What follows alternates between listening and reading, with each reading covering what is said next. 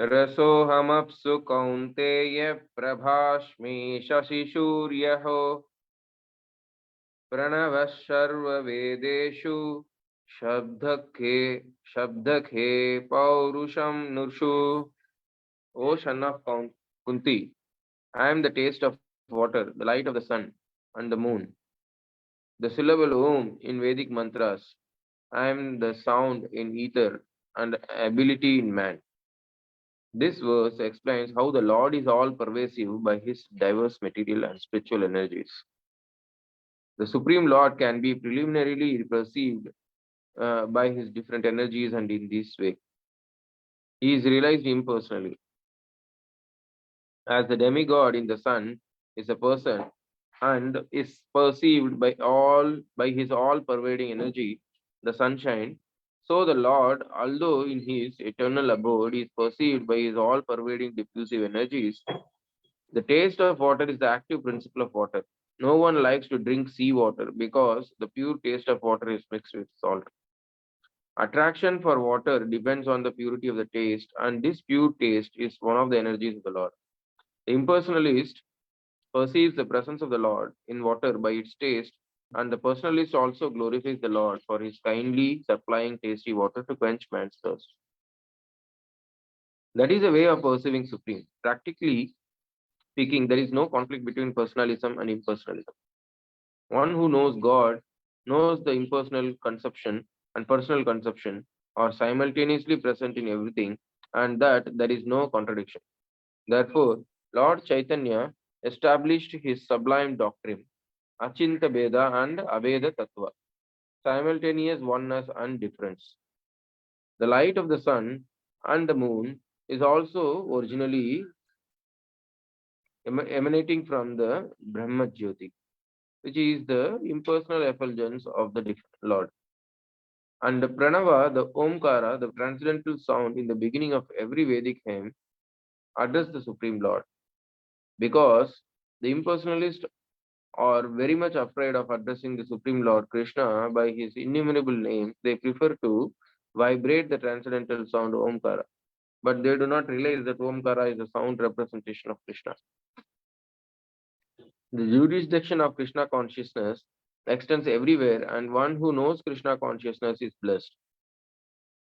Those who don't know Krishna are an illusion. And so, knowledge of Krishna is liberation, and ignorance of him is a bondage. Hare Krishna. 7.9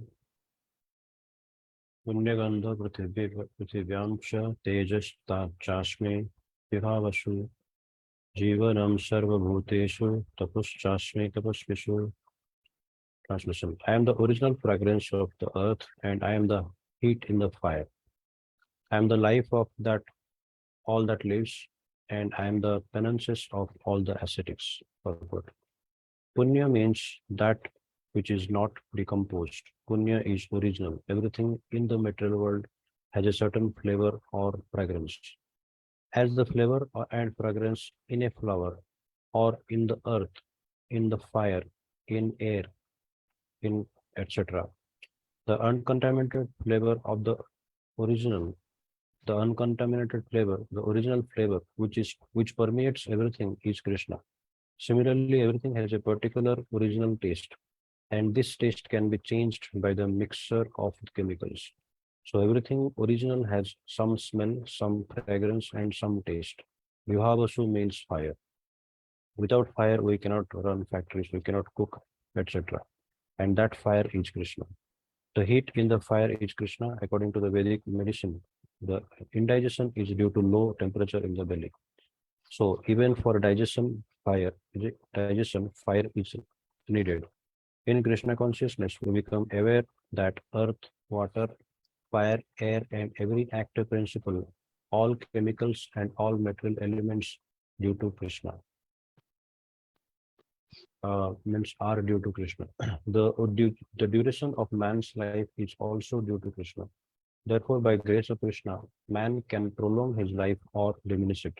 So Krishna consciousness is active in every sphere.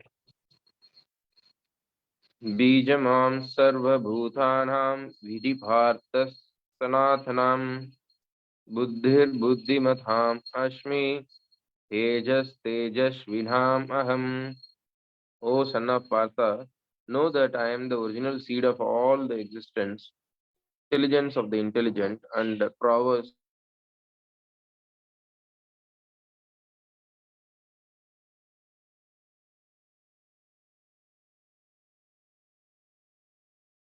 I am the Lord of the universe. Prabhuji? नहीं आवाज चला गया बीच में क्या? Oh. Bijam means seed. Krishna is the seed of everything. There are various living entities, movable, Bapa, movable and inert. Birds, beasts, men, and many other living creatures are moving living entities. Trees and plants, however, are inert. They cannot move only but only stand. Every entity is contained within the scope of 8,40,000 species of life. Some of them are moving and some of them are inert. In all cases, however, the seed of the life is Krishna. As stated in Vedic literature, Brahman, the seed of this, their life is Krishna. As stated in Vedic literature, Brahman or the supreme absolute truth is that from which everything is emanating. Krishna is Parabrahman, the supreme spirit. Brahman is impersonal and Parabrahman is personal. Impersonal Brahman is situated in the personal aspect that is stated in Bhagavad Gita. Therefore, originally Krishna is the source of everything. He is the root. As the root of the tree maintains the whole tree, Krishna, being the original root of all things, maintains everything in this material manifestation. This is also confirmed in the Vedic literature, Katha Upanishad 2.2.13. Nityo nityanam chetanash chetananam eko bahunam yo vidhati kaman. He is the prime eternal among all eternals. He is the supreme living entity of all living entities. He alone is maintaining all life. One cannot do anything without intelligence, and Krishna also says that he is the root of all intelligence. Unless a person is intelligent, he cannot understand the supreme personality of God at Krishna. Hmm. Gyara. बलं बलवतां चाहं काम कामरागविवर्जितं कर्माविरुद्धो भूतेषु कामोऽस्मि भरतर्षभा बाला I am the strength of the strong, devoid of passion and desire. I am sex life, which is not contrary to religious principles. O Lord of the Bharatas, Arjuna, purport. The strong man's strength should be applied to protect the weak, not for personal aggression. Similarly, sex life, according to religious principles, dharma should be for the propagation of children, not otherwise. The responsibility of parents is then to make their offspring Krishna consciousness. हाँ, एक और कर लो. ये चैव सात्विका भावा राजसास्तामसाश्चये मत्तस्वेति तान् विद्धि यत्रेऽहं तेषु ते मही.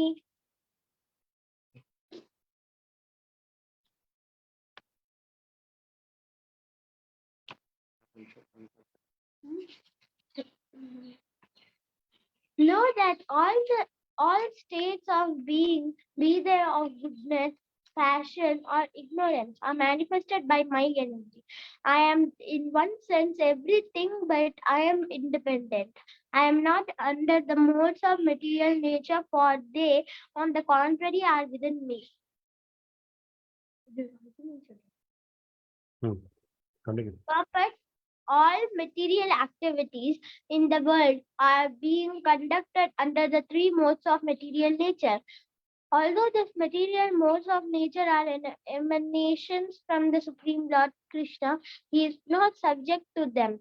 For instance, under the state laws, one may be punished, but the king, the lawmaker, is not subject to that law. Similarly, all the modes of material nature, goodness, passion, and ignorance, are emanations from the Supreme Lord Krishna. But Krishna is not subject to material nature. Therefore, he is nirguna, which means that these gunas or modes, although issuing from him, do not affect him. That is one of the special characteristics of Bhagavan or the Supreme Personality of Godhead. Hare Krishna. Hare Krishna. Thank you.